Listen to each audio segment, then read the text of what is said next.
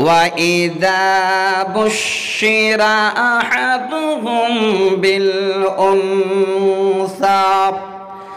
ظل وجهه مسودا وهو كظيم। যখন কোন ঘরে অর্থাৎ কোন পিতার ঘরে মেয়ে জন্ম নিত, ওই সময় সেই বাবার যেন চেহারাটায় পরিবর্তন হয়ে যেত, চেহারার যেন আকৃতি পরিবর্তন হতো। একটাই কারণ, আজকের দিনে আমার ঘরে একটা নারী জন্ম নিল, এখন আমি সমাজের সামনে কি করে মুখ দেখাবো? আমার ঘরে নারী জন্ম নিল, সমাজের লোকেরা আমাকে আর কোন রকমের মান্য দেবে না, সম্মান দেবে না, এই রকমের কোন সম্মানী জায়গা আমার হবে না। হে ভাই আমার বাপেরা আমার, আল্লাহর কোরআন শুনেন, এমন একটা সময় গেছে পৃথিবীর সবাই ছিল সেই নারীদের দুশমন।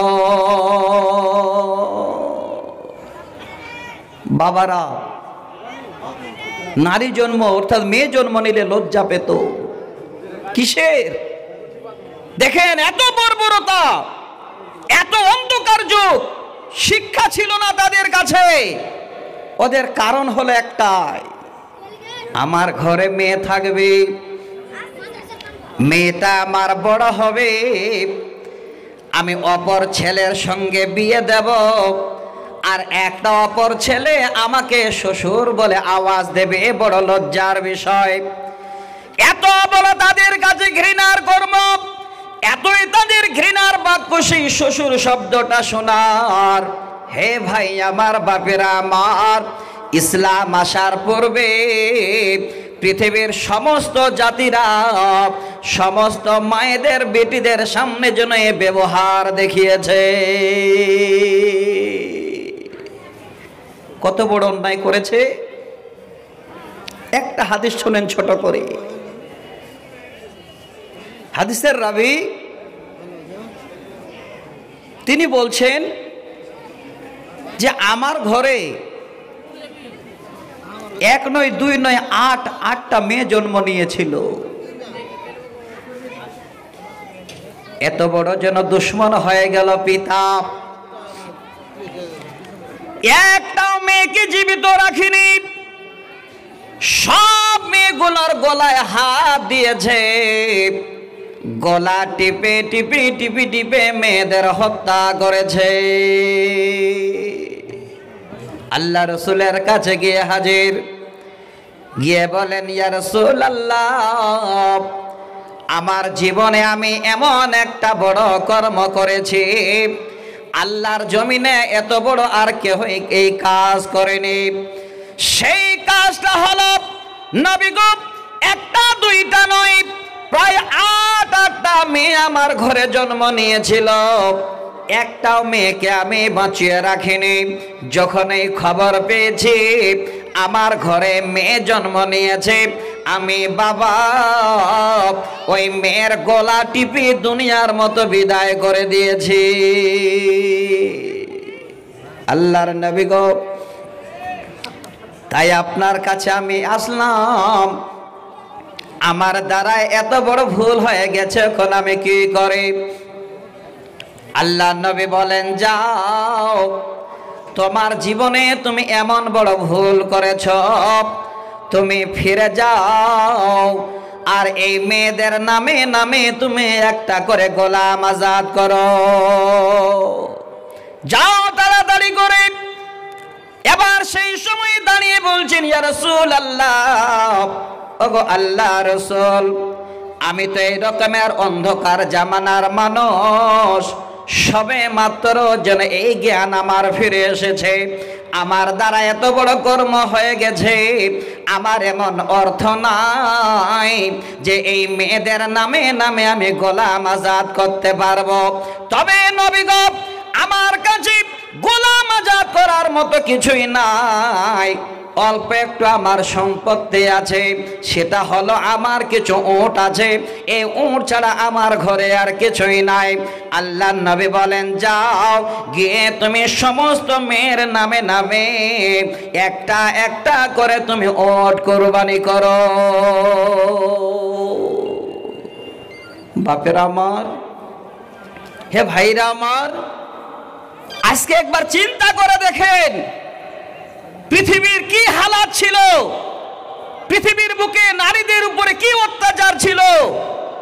সেই নারীরা আজকে আপনাদের এই রকমের মাদ্রাসায় সকাল সন্ধ্যায় আউযু বিল্লাহি মিনাশ শাইতানির রাজিম রব্বিরহামহুমা কামা রাব্বায়ানি সগীরা, এই দোয়া করে, কোরআন তেলাওয়াত করে, আল্লাহর প্রশংসা করে, আর এই রকমের মেয়েরা এখন বসে বসে ক্বালা হাদ্দাসানা করে সহিহ বুখারীর দাস তারা মাদ্রাসায় দেয়। আজকে এই রকমের সম্মান পৃথিবীর বুকে সমস্ত নারীরা পেয়েছে ইসলাম আসার কারণেই। আজকে আপনাদের সামনে ছোট করে এক দুটা কথা বলি। আজকে দেখেন ইসলাম আসার পরে নারীদের কত সুষ্ঠুভাবে বিয়ে হচ্ছে। ইসলাম আসার পূর্বে নারীদের বিয়ে হতো ঝান্ডা উড়িয়ে, 4 ধরনের মেয়েদের বিবাহ মানে সেই সময় ব্যবস্থা ছিল, যেই ব্যবস্থাগুলো এত জঘন্য, পরিশেষে এই রকমের নারীদের উপরে অত্যাচার করা হতো। কিসের অত্যাচার? একটা বিয়ের পদ্ধতি বলি, সহিহ বুখারীর হাদিস, সবথেকে গর্বের বিষয়। আমার ওস্তাদ মাদানী সাহেব বসে আছেন, ওনার কাছে আমি বুখারী পড়েছি, আলহামদুলিল্লাহ যতদিন পড়েছি আমরা মনে হচ্ছিল যে সত্যিতেই ওনার কাছে সবকিছু আমরা পেয়ে গেছি যা ছিল কিতাবের পাতায়। আজকে ওস্তাদ আমার বসে আছেন, আরো আনন্দ লাগছে। আমি আপনাদের কাছে একটা পদ্ধতি জানাচ্ছি, সেই যুগে নারীদের বিবাহের পদ্ধতিটা ছিল কেমন। এই রকমের ঘরে একটা নারী আছে, খবর কি করে পাবে? সুন্দর করে একটা পতাকা বাড়িতে উড়িয়ে দিত, আর সবাই জানতো এই ঘরে একটা যুবতী নারী আছে। কত বড় অন্যায় হতো। ওই বাড়িতে যত পুরুষ যাওয়ার ইচ্ছা ছিল, তবে গন্তি ছিল 10-এর বেশিও নয়। এই রকমের একটা হিসাব আছে, একের পর এক পুরুষেরা যেত। এবার সেই মেয়েটার সঙ্গে গিয়ে তারা পৃথিবীর বুকে সব থেকে এই রকমের জঘন্যতম কাজ, ওই মেয়েটার সঙ্গে গিয়ে তারা মিলন কামনা করত। বিয়ে করবে একজন, অগণন পুরুষ যেত সেই মেয়ের ঘরে। এবার মেয়ের গর্ভে যখন বাচ্চা আসতো, আর কেউ যেত না। দেখেন কত বড় জঘন্য, কত বড় অপরাধ মেয়েদের উপরে করা হতো। ঠিক যখন বাচ্চা ভূমিষ্ঠ হতো, ওই বাচ্চাটাকে কোলে নিয়ে ওই মেয়ে এই রকমের ফাঁকা ফিল্টে এসে আওয়াজ দিত, ওরে সমস্ত যুবকেরা, যারা যারা তোমরা আমার কাছে এসেছিলে, আজকে সবাই তোমরা সেই ফিল্ডে হাজির হও। সব হাজির হয়ে যেত, সবাই গিয়ে হাজির, লাইন হয়ে দাঁড়াচ্ছে। আর ওই সময় ওই মেয়েটি তার বাচ্চাকে কোলে ধরে বাচ্চার মুখের দিকে তাকাতো, আর ওই সমস্ত পুরুষের মুখের দিকে তাকাতো। এই বাচ্চাটা কোন পুরুষের আকৃতির মতো হয়েছে, কোন লোকটার মতো দেখতে হয়েছে, যখন দেখল এই বাচ্চার সঙ্গে অমুক পুরুষের জন্য মিল আছে, তার চেহারার মতো দেখতে লাগে, নিয়ে গিয়ে তার কোলে দিয়ে দিত আর বলতো এটা হলো তোমার সন্তান, আর আজ থেকে আমি হলাম তোমার বিবি।